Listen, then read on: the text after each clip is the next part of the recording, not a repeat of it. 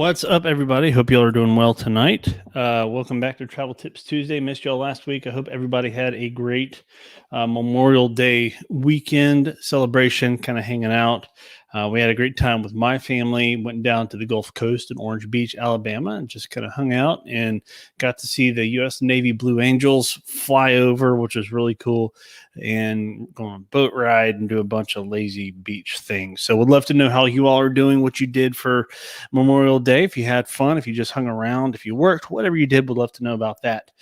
We are getting rolling here as folks are popping on. Please let me know that you are here and watching. Would be awesome. I would love to know that you are watching tonight. Feel free to like this and share this where you are, and would love to kind of hang out with you this evening. So thanks for popping on. So let's go ahead and get started and jump right into it because there's a lot of really cool stuff to cover. All right. Tonight, this is Travel Tips Tuesday, and it is Tuesday, June the 8th, 2021. Tonight, it's all about the Disney news, all the things. There's been so much coming out lately. Like for a while, there's just sort of lull. We were like, okay, are masks going to go away? Are they going to open up this or that? Are they going to be rehiring people? Or, anyway, there's all these sort of questions and speculations of what's going to happen. And there's still a lot of that. But lately, it seems to be there's more stuff actually going on.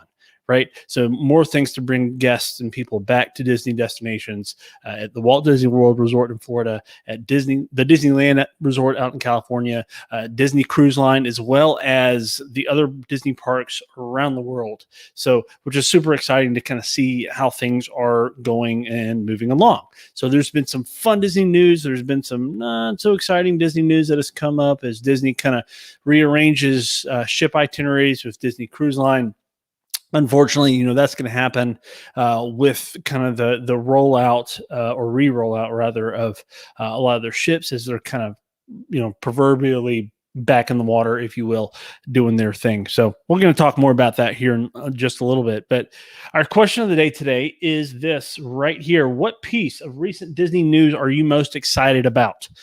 So let's talk about the good. You can go all the way back, say a month or so if you want to, or beyond that, or something that was just released today if you want to talk about it. Some of the Disney news that comes out, it may not be exactly what we hope for, but hey, there are things that are happening, there are things that are moving and shaking, and there are things that are moving forward. And sometimes, it may not be an official Disney thing. Like, for example, one of my friends that's been on Travel Tips Tuesday before, one of the most awesome people in the world, Mr. Rob Lott, who has a lot of experience as a Disney cast member at Walt Disney World, doing a number of different things. We had him on the podcast right around a year ago or so, and he was an amazing guest, wonderful person that told us a lot about his story and what he did, among other things, as a cast member of the Hoop-Dee-Doo musical review. Also, he did puppetry at Finding Nemo the musical and at the Little Mermaid show over at Disney's Hollywood Studios. And now he's actually been called back to work as a Dapper Dan on Main Street USA wearing those purple pinstripes. So, Rob, if for some reason you hear this, man, I am super excited for you, and I'm glad to see you back singing those wonderful harmonic tunes with the boys on Main Street, and I hope to see you soon on my next trip down there. So some other travel news that has been going on, kind of, non-Disney things as we kind of go towards our sort of subject matter today. I take this off real quick. Most major cruise lines, as I was saying a second ago, are starting to kind of put ships back in the water per se. They have announced plans to run test cruises. Now, I get questions, say, hey, how can I go on one of those test cruises? How do I sign up to that? For that, there are Facebook groups and things that are out there to, try and get you a spot and things. Well, for the most part, those test cruises are being operated at a very limited capacity, and they are basically being run by the companies with employees from those specific cruise companies that are out there.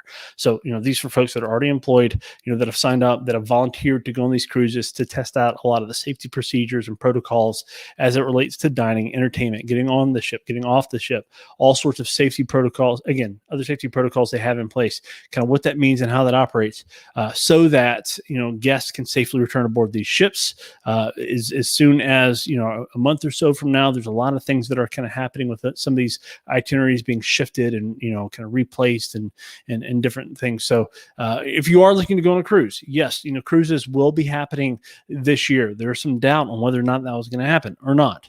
But in other cruise news, bookings for the Disney Wish have opened up to amazing fanfare kind of towards the end of May. And a lot of people have signed up for some of those. A lot of those sailings are sold out. The inaugural sailing is completely sold out. But there is some opportunity still to get a booking on if you want to cruise with the Disney Wish, the newest ship to the Disney fleet that will be sailing next year, which is super exciting. So a lot of different things coming down the pipeline with the cruises and new ships like the Odyssey of the Seas from Royal Caribbean that will be sailing as well. It will be having some European itineraries next summer. Also, it will be sailing, I believe, in the Caribbean as well. So there'll be some repositioning there. But it's the newest ship coming out from Royal Caribbean's fleet that we're very excited to learn more about. Here's a little bit about passport processing. So if you're looking to travel to an all-inclusive, be it Mexico, Jamaica, Bahamas, Caribbean, if you're looking to take a cruise to Europe next year, or whatever the case may be, if you're looking to cruise this year, I always recommend using a passport. You've heard me talk about this before. I'll say it again now.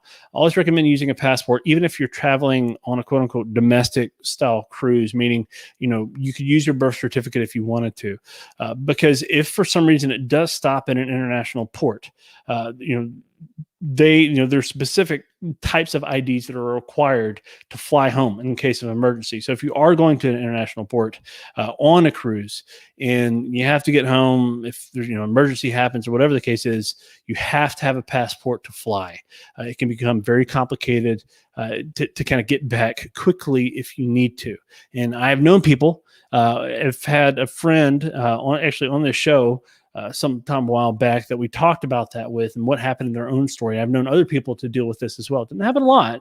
We try to keep people as safe as possible. Of course, different things that are kind of set in place to do that. But in case of emergency, it's very helpful to have a passport. They're good for 10 years. Go through that application process once every 10 years. Keep it in a safe place. They're good for, applying for new jobs and official government IDs and all these different things that you may need. So it's not just for travel. It's a great tool to have just in case. So passport processing times right now, as of today, ranging from around 10 to 12 weeks. So if you're like, oh my gosh, I'm traveling to Mexico in 2 months and my passport is expired, or it's within, I'm getting back, but it's expiring less than 6 months from when I get back. It's a big thing. If you're traveling internationally and you're going to be using your passport, it's very important to have a passport that does not expire less than 6 months. So if you get back, if you're getting back within the next couple of months, you want to make sure that passport has, a year or so on it, just to be safe, because that could potentially complicate your either entry or re-entry potentially, on both sides of the border, if you will, in customs control and all those kinds of things. So normal processing time is typically around 4 to 6 weeks. Right now, it is about 10 to 12 weeks. That is updated information that came from the State Department website today, just a few moments ago. So just want to make sure we were up to date there. You can pay for expedited passport processing. That could take anywhere from 4 to 6 weeks. In very limited circumstances, there are certain appointments available at passport acceptance facilities. And these facilities are not like your local courthouse or place where you can go to turn in your application. These are a lot of times in big cities. Like I know there's one in Atlanta, Georgia that you can go to in person where they can basically process it on the spot, do your picture, processes it on the spot, do everything approval right there, as opposed to having to mail it off. It is quite a bit more expensive even than expediting it. And these are only available in very rare, like life or death kind of situations, very, very special circumstances. If you have applied for a passport some time ago and there's some problem with it, you don't know where it is in processing, that's one of the things I help my clients with to kind of help usher that process along. If there are some delays or unexpected delays, or like some passports come back and some don't, they don't know why, yada, yada. I love helping people with that, pointing them to the right direction and kind of giving some tools to kind of help them along the way in the passport processing situation. So check your passports. If you're looking to travel anytime within the next year, just double check them.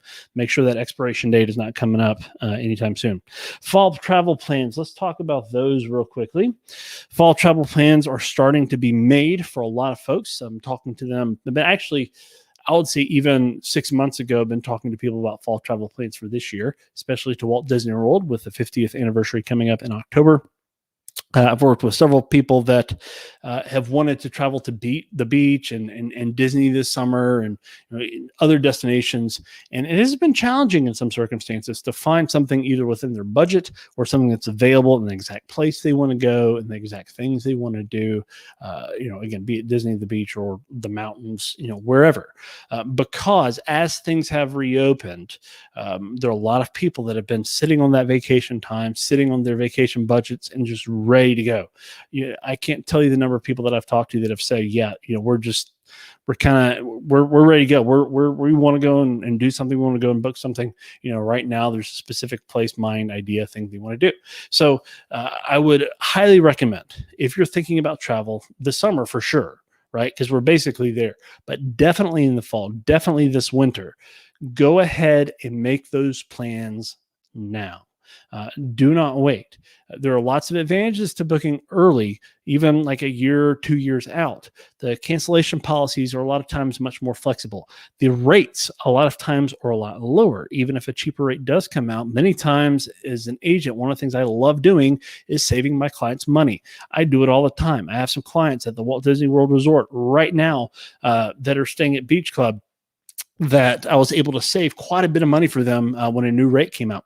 Did that, no problem. Let them know how much they saved. It's just kind of exciting. It's exciting for me to get to tell them. It's exciting for them to, of course, find out about it. So anyway, just be aware of that. There are some limitations for availability if you do move closer. And I understand, for not everybody is able to do that.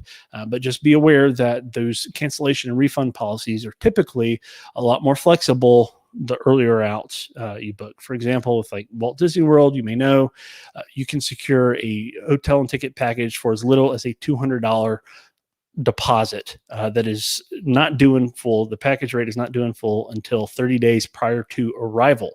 And that amount, that $200 amount, is fully refundable all the way up until that 30-day mark as well. So if plans change, again, super flexible right there, and lots of advantages to booking early. That's just an example with Disney, but there are many other destinations outside the Disneyverse that would apply to as well.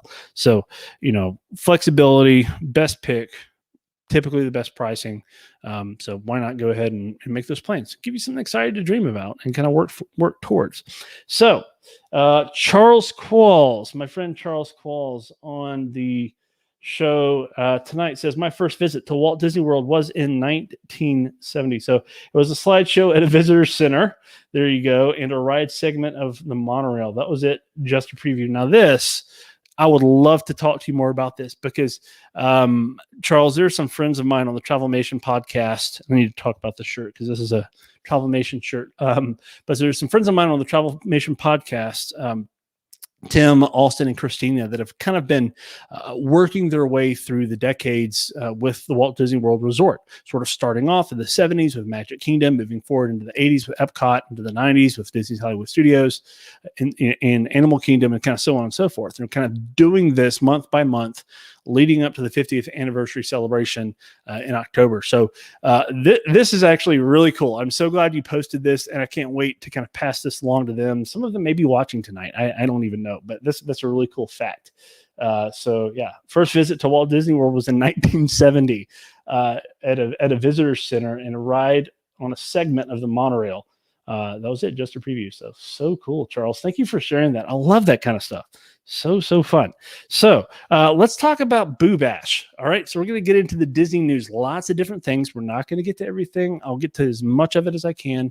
Already talked a little bit about Disney Cruise Line, but let's talk about Boo Bash. So Boo Bash is an after hours event. It is not the quote unquote replacement for Mickey's Not So Scary Halloween Party, though there are some similarities. There will be some of the parade elements that you are used to. except they will be in cavalcade form. So these kind of mini little cavalcades kind of pop up. The Maleficent dragon that lights up, breathes fire, all that will be there, which is super exciting. Love that float. If you've never seen the Maleficent dragon in person, you're like, wait a minute, isn't that the one that caught on fire a couple of years ago? Yes, it's the same one. But it was back kind of pre-pandemic, and it will be there in all its glory for the Boo Bash parties. There will be candy, there will be treats, there will be all sorts of goodies that you get at the after hours events. There are some differences, as far as like fireworks shows and live entertainment and things like that that you may or may not see at the Boo Bash event. But typically the ticketing is a little bit more limited for the Boo Bash event than it is for the Mickey's Not So Scary Halloween Party. It is also later in the day as well, typically starting around 9 p.m. going to around midnight, or 9:30 to 12:30 in some cases. So what that means is for other guests is that typically the parks are not closing as early. Usually for Mickey's Not So Scary Halloween Party, the parks close earlier. So, but one of the cool things that they're doing for Boo Bash guests is they are still allowing you in early to the park as early as 7 p.m. So you can get in at 7 p.m. and stay all the way to midnight and get 5 amazing hours of just super fun, costume fun, characters in their kind of Halloween costumes. And these events start in August and go all the way to Halloween. And as of about an hour ago, there were still some Boo Bash tickets available. So there's kind of some back and forth as those tickets were released today for on-property guests. There were some issues, shall we say lightly, this morning when those systems open, kind of dealing with availability and things like that. But I have some agent friends that were able to process those tickets for clients kind of late afternoon, early evening. So just call your travel agent if you already have a package with them booked and say, hey, I want to go. If you're already set to travel, if you want to book a vacation this fall, let's look at availability. We'd love to book a trip for you, and you can kind of hang out. And the great thing about Boo Bash is or events like that is you can get in almost a full day experience in a lot less time, a lot of the times. So you can just have like a first chill part of the day, sleep in, go grab some good food, go resort hopping, whatever it is, and, check a few things out, go hang out at Disney Springs, and then pop over to Boo Bash and Magic Kingdom at night. So it's a lot of fun, and those events will be a lot of fun as well. So next Tuesday, June the 15th, is when Boo Bash tickets are available for basically anyone, the general public. So if you don't have a resort reservation right now on property at a Disney Resort hotel, you'll have to wait until next Tuesday. If you do have one, please contact me. Let me know. Would love to talk to you about that. I already have several folks that are lined up on my list that I've been working with to get them tickets, and would love to be able to help you out with that as well if you're curious. So moving on forward from Boo Bash, some other news coming up a little bit sooner than that. On July 15th, the Epcot International Food and Wine Festival opens. So you're like, wait, isn't that a fall thing? Yeah, traditionally has been, but notice what I said. The Epcot International Food and Wine Festival, not the taste of the Epcot International Food and Wine Festival. Many of the festivals, kind of the past sort of pandemic year, had that sort of taste of in front of it, because it wasn't the full-fledged festival that a lot of times you see at Epcot with the food booths and the different kind of interactive experiences along the way. There will be much more interaction going on this time around versus what was there last time around, though it will be beginning basically middle of the summer. So more people will have the opportunity to hit up some of those food booths, to hit up some of those fun interactive activities that are out there, and have an amazing time doing it. The Flower and Garden Festival that has been going on this year has been beautiful. It's been so fun to see all the pictures and video that have been coming out from different folks going and experiencing that. So the Epcot International Food and Wine Festival starts July 15 and runs all the way till November the 20th. So if you're headed down for the Boo Bash, there's some overlap there. You could hit up the Boo Bash, go to the International Food and Wine Festival over at Epcot, see some really cool things, eat some really cool things. So it'll be a lot of fun. Over at Disneyland, so let's go West Coast. Man, Disneyland is open. There's a lot of fun things that are going on there. Avengers Campus just opened. We'll talk about that in a moment. And they have more food locations that are opening up, just like some more that are opening up at Disney that were announced today that we will also talk about here in just a moment. But Disneyland Food food locations like the Tiki Juice Bar, Docking Bay Food and Cargo, the Alien Pizza Planet, Candy Palace, and more are opening up, and some are even offering some new yummy food items and treats along the way. So if you're planning a trip to some of these places and you're like, I heard there was a lot of food places open, I don't know if I want to go, do I need to bring my own stuff? There are more places being opened up by the day. So as Disney is able to hire back more cast members, which thankfully they've been able to do that, and they're bringing on new folks in some cases, they're able to open up more places to serve guests to some of the old favorites, and hopefully create some new favorite experiences along the way. So let's talk about Walt Disney World real quick. And again, tonight we're talking all about Disney news. I want to go ahead and pop this back up here for you. Again, what piece of recent Disney news are you most excited about? Would love to hear from you about that. Thank you to Charles Qualls earlier on for commenting. Charles, I would love to see that picture. If you want to either Facebook message it to me, if you do have that, I'm not going to show it here, but just kind of like for my personal self, would love to kind of chat with you about that and just kind of learn more, because that sounds like a really, really cool experience. He says when he went to this sort of preview experience for Walt Disney World that he was only 7 and he vaguely remembers it, but he does have a picture. Some of my earliest memories of the Walt Disney World Resort are vague memories as well. So I get it. There's this like picture of me and my brother standing outside the bus stop at, I think it was the bus stop at the Grand Floridian. I have on this ridiculously like neon blue green striped shirt, Jams, because totally 80s, right? And these ridiculous like sunglass things, and just I don't know, I'm tired or what, didn't want to look into the sun for the picture, but anyway, that was one of my first kind of memories at Disney as a kid. So a few more things kind of going on down at Walt Disney World. Sebastians Bistro, which is the table service restaurant that a lot of times is kind of only open seasonally. So this is a good sign that they're opening this, because we haven't seen a lot of the seasonal stuff pop up outside of some of the festivals and whatnot that you'll see at Epcot. But Sebastians Bistro Disney is located at Disney's Caribbean Beach Resort. It is a table service restaurant.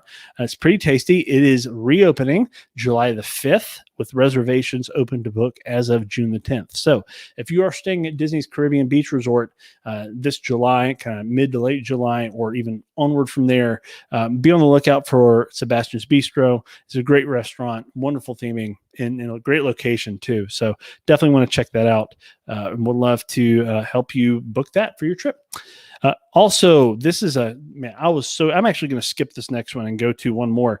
Tusker House over at Animal Kingdom is reopening. So for some, Tusker House is arguably the most pleasant, I guess, character experience, the most exciting character experience you have with character dining at Walt Disney World. Some people absolutely love this place. It is always booked up. It's one of those places that it's like Tusker House, what's that? But honestly, it's almost as hard to get as places like Be Our Guest or Cinderella's Royal Table at Magic Kingdom. So here's some kind of notes from the Disney Parks blog about Tusker House. Donald Duck and his Disney friends are welcoming you back to this lively Harambe marketplace. Graze on a bountiful family-style menu brimming with African-inspired flavors while you dine and snap photos of your favorite Disney characters. For breakfast, start your adventure with Mickey and Simba waffles. If you've never had a Mickey waffle at Disney, you're missing out. Those things are delicious.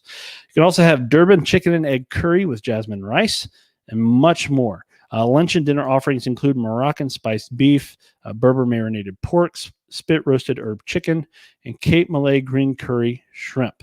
There are also some additional quick service locations at Disney's Animal Kingdom parks that are opening as well.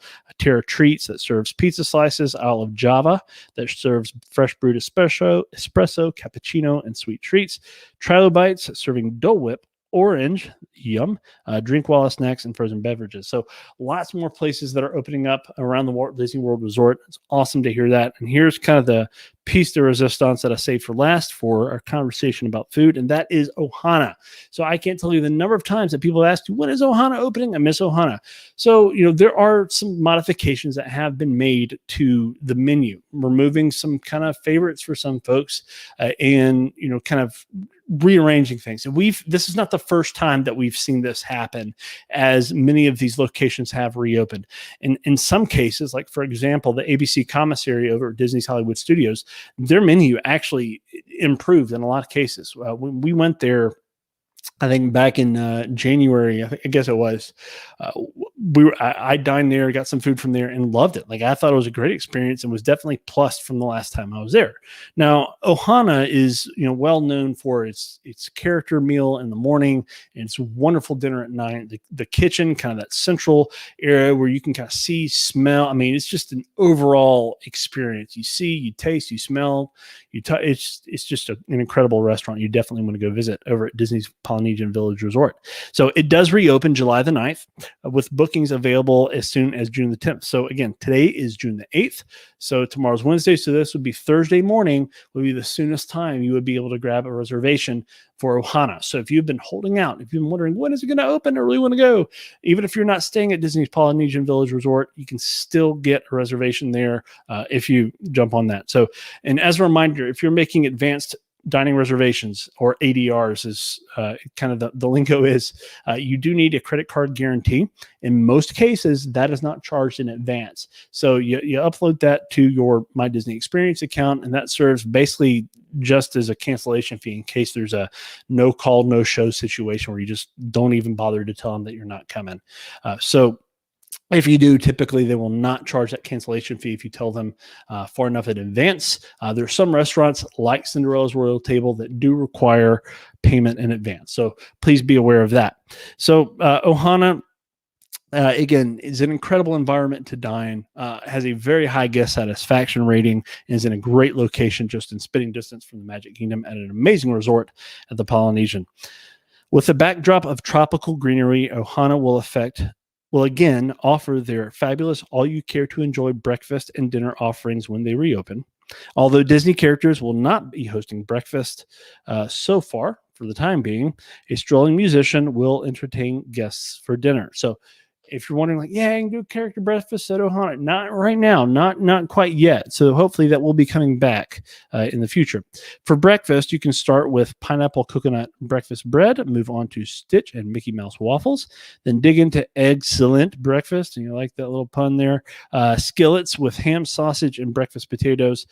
The food is quality. It is good. It's all you care to eat, family style stuff. So the advantage of going to a place like Ohana is they bring the food to you. You're not standing in line at a buffet. So speaking of which, all the buffets like Crystal Palaces at Magic Kingdom and Chef Mickey's are all family style for the time being. And for a lot of people, that's a plus, honestly. And in some cases, those menus at a lot of the buffet restaurants have changed. So the Ohana dinner features all you care to enjoy platters of grilled beef steak, roasted chicken, sausage, and island shrimp casserole, served with fried rice and roasted broccoli, and yes, Ohana pot stickers, crispy soy chicken wings, and the signature Ohana bread pudding served warm with caramel sauce and vanilla ice cream are back. Wow. So cool. Now that sounds really, really tasty. I'm super excited about that. For anybody that's going, I'm jealous. You'll probably get to go before I do because my next scheduled trip is not for a little while. So let's talk about one more thing when I kind of start wrapping it up tonight. As we sort of kind of close out our conversation, I want to go back to Disneyland real quick and talk a little bit about Avengers Campus. So this is the first sort of intentional central area land, if you will, for the Avengers themes that was announced at D23 some time ago. The Avengers Campus is now open at Disney California Adventure, located at the Disneyland Resort in Anaheim, California. They have two main attractions in the Avengers Campus area, and that is the Web Slingers, which is just like Rise of the Resistance at Disneyland and at Walt Disney World, is being operated as a virtual queue system. So, the virtual queue windows open up, you kind of go in, and one of the issues right now is, from what I understand, is not possible to get a spot for both of them. So Web Slingers is over in California Adventure. Rise of the Resistance in California is over in the Disneyland Park area at Galaxy's Edge there, or Batu West, as some people call it. So just be aware of that. If you're going to Disneyland and you're trying to you may have to do them on different days. So just be aware of that as you're going into it. Great attraction experience for all involved. Super exciting. Looks really cool. I watched some of the previews and openings of it. Looks really neat. Also, Guardians of the Galaxy Mission Breakout that has been there for a little while. The rethemed Tower of Terror attraction some years back that was rethemed to Guardians of the Galaxy is there and delighting guests as well. And it's super exciting. Also, there's some heroic encounters that you will see, basically some character appearances that you will see there that you will not see in Central Florida. For example, Spider-Man.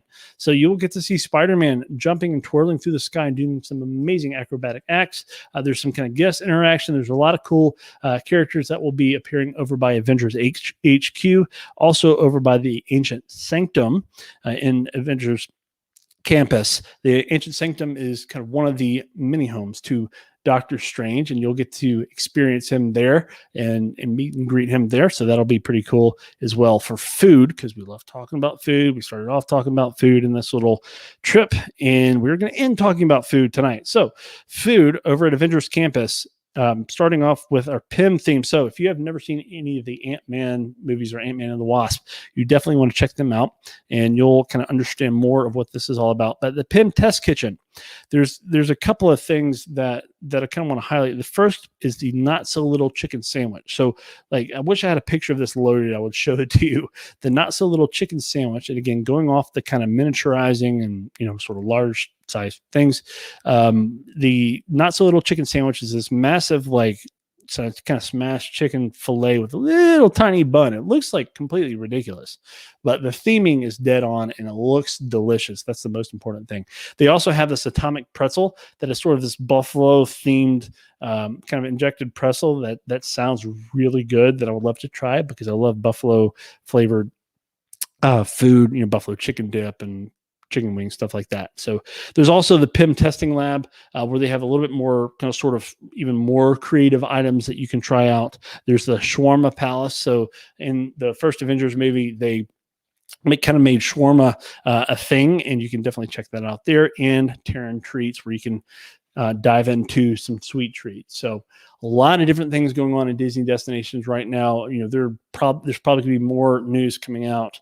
Also, to kind of end, in case you were not aware, we've talked about this somewhat recently, that the Disney mask policies have been relaxed, where they only have to be worn indoors.